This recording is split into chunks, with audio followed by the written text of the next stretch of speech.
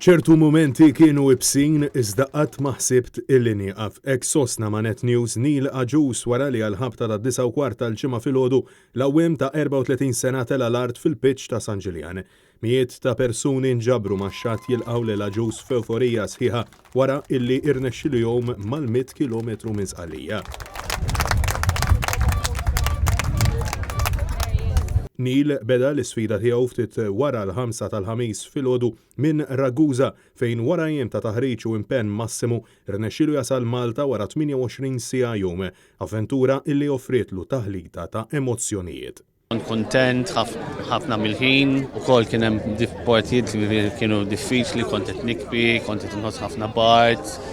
Qatt ma kien il-każ li kont ħa nieqaf ta' Qalb il-pubbliku illi nġema sabiex jilqgħu lil Aġus kien hemm ukoll il-ġenituri tiegħu fejn malli tfaċċa b'inhom jum f'xifer l-orizzont deru viżibilment emozzjonati. Now today I'm feeling so proud. I'm sure he's super happy about the whole event, the time he made, it's quite an achievement. I was crying for about 20 minutes from when I could notice that there were a lot of people. Tears were just rolling down my face and I just couldn't control myself. Neil għamel din l-sfida personali bħala parti mill-kampanja favur kuxjenza dwar l-ambjent ta' madwarna Wave of Change, kampanja kontra tfieħ tal-plastik fil-baħar, u għassostna li dan mamlux biss biex tinħoloq kuxjenza dwar l-iskart iżda anke sabiex jispira lil ħadd ieħor joħsib saħtu. Kulħadd jesperjenza l-baħar kif esperjenzajta jien illum kulħadd ħajjieħu sibar ħafna iktar.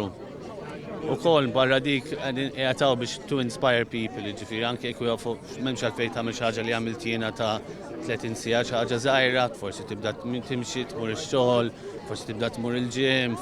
Deputat Robert Kutajjar kelliem tal-Partit Nazzjonalista Żgħażagħ u l-Isport kien fost dawk illi f'San Ġiljan laqa l-wasla ta' Aġus f'pajjiżna u saħaq illi f'din l-inizjattiva Aġus bat sinjal qawwi ta' kemm l-isport jista' jkun pjattaforma importanti sabiex inwasslu lis-soċjetà tagħna messaġġi varji fl-interess tal-ġid komuni.